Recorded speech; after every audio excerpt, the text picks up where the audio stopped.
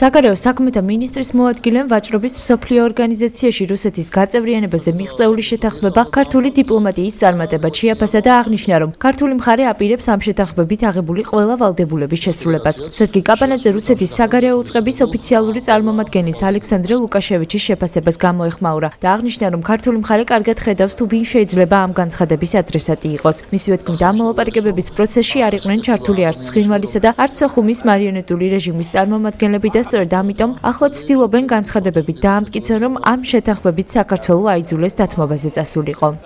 კარგი იქნება თუ ის ხალხი, ვინც კომენტარს აკეთებს ამ შეთანხმებაზე, კარგად გაეცნობა პირველ რიგში შეთანხმების შინაარსს. თუ ბატონი ლუკაშევიჩი ან რომელიმე სხვა კომენტატორი ამ შეთანხმებაში იპოვის ისეთ ტერმინებს, როგორიც არის საბაჟო ტერმინალი ან საექსპორტო დეკლარაცია, რომელზეც განსაკუთრებული აქცენტი ჰქონდათ გაკეთებული, ძალიან საინტერესო იქნება და ვთხოვდი, რომ გვაჩვენოს სად არის ეს აღნიშნული. ჩვენის მხრივ გვინდა ვთქვათ, რომ ჩვენთვის ეს ძალიან მნიშვნელოვანი შეთანხმება არის კიდევ ერთხელ, იმიტომ რომ ამ შეთანხმებით მოხდა საერთაშორისო მონიტორინგის დაწესება ყველა იმ ტვირთზე, რომელიც შედის და გადის სავაჭრო კორიდორებში, რომლებიც მოიცავს ცხინვალის რეგიონის და აფხაზეთის ტერიტორიებს. ჩვენ ვაპირებთ, რომ შეთანხმება შევასრულოთ და იმედი გვაქვს, რომ რუსეთის ფედერაციაც შეასრულებს ამ შეთანხმებით გათვალისწინებულ ყველა ვალდებულებას.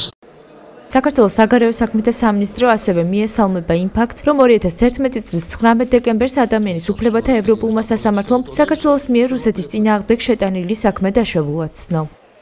მინდა გამოვეხმაურო 2011 წლის 19 დეკემბერს ადამიანის უფლებათა ევროპული სასამართლოს მიერ დაშვებულად გამოცხადდა საქმე საქართველოს რუსეთის ფედერაციის წინააღმდეგ. ამასთან დაკავშირებით გავაკეთე კომენტარი, რომ საგარეო საქმეთა სამინისტრო მიესალმება ამ ფაქტს და მიგვაჩნია, რომ აღნიშნული გადაწყვეტილება წარმოადგენს 2008 წლის აგვისტოს რუსული აგრესიის შედეგად დაზარალებული მოსახლეობის ინტერესების დასაცავად წინ გადადგმულ ნაბიჯს.